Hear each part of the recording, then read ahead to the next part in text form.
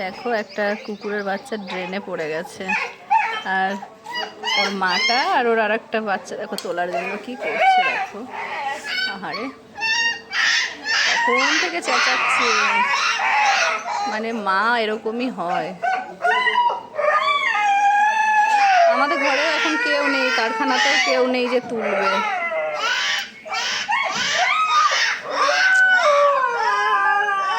ওই যে হাত বাড়াচ্ছে। ওলে বাবালে, ওলে বাবালে, ওই যে চেষ্টা করছে, চেষ্টা করছে ওঠার।